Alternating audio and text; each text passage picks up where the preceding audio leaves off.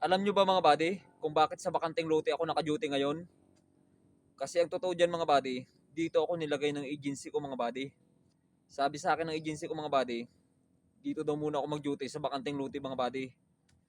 Kasi nung mga nakaraang mga buddy, yung iba pa naka-duty dito, lagi itong pinapasok mga buddy ng mga masasamang loob. Laging may nawawalan, laging may kinukuha yung mga tanim, no? Pero nung ako nang naka-duty mga buddy, wala na mga buddy. Wala nang naglalakas loob mga buddy na pumasok dito buddy at kunin yung mga tanim dito. Kahit yung, basta yung mga ano dito mga buddy. Kung ano man yung laman dito sa bakanteng lote mga buddy. Yan. Nung una nga mga buddy, ayoko tanggapin eh. Ayoko tanggapin yung duty dito mga buddy. Itong posting na to mga buddy, ayoko tong tanggapin nung una. Pero inalok ako mga buddy. Sabi sa akin ng agency ko, dutihan mo lang yun kahit 40k a month, 40k a month ang sweldo ko sa iyo. Basta dutihan mo lang. Yun mga buddy, pumayag na ako. Dahil sino ba naman tatanggi mga buddy? 40k a month? Tanggapin ko na yan syempre. Kaya yun mga buddy, kaya dito ako naka-duty sa bakanteng lote. Yun. Inoperan ako ng agency ko mga buddy ng 40k a month. Yan. Kaya dito na ako naka-duty mga buddy sa bakanteng lote.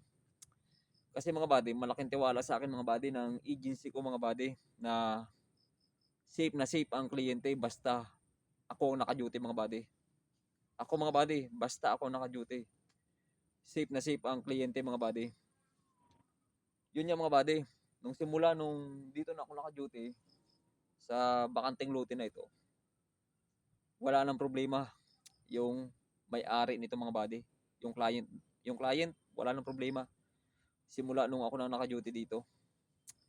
Ayun, bukod sa 40k a month, binibigyan pa ako ng allowance ni client kasi natutuwa siya sa akin mga buddy. At sabi niya sa akin, basta kung gusto mo lang matulog, matulog ka lang dyan. Yan. Yan ang sabi sa akin mga buddy. 40k a month, may allowance, tapos pwede ka pang matulog. Saan ka pa? Ano pang hanapin mo? Simula nung ako naka-duty dito mga buddy, simula nung ako naka-duty dito, wala nang naglalakas loob na pumasok dito mga buddy at manguha ng hindi sa kanila. Minsan yung mga buddy, nung may pumasok dito, ayun, nakita pa lang nila ako ay nagtatakbuhan na sila. Nakita, sino ba naman di tatakbo dyan buddy oh. Di ba mga buddy? Basta nga ako naka-duty, safe na safe si client mga buddy. At safe din ang nilalaman dito mga buddy. To protect lives and properties. Di ba? Tama ba ako mga buddy o tama ako? Kaya mga buddy, huwag na kayong mainis mga buddy. Talagang malaki lang talagang tiwala sa akin ng agency ko mga buddy. Kasi alam nila na pag ako naka-duty ay hindi ako pabaya mga buddy. Hindi ako tulog mantika. Hindi ako patulog-tulog sa pansitan. Nag-iidlip ako buddy, mga pag ako'y tulog mga buddy, yan. Gising ako ng buddy, gising ang aking ano, alam ko nangyayari sa paligid. Narinig ko yung mga kahit huni ng ibon diyan buddy, rinig ko yan. Kahit nga bulong ng langgam eh. Pag ako nagrubing pati mga buddy, yan, pati mga ibon buddy, pag dumaan ako naglilipara na.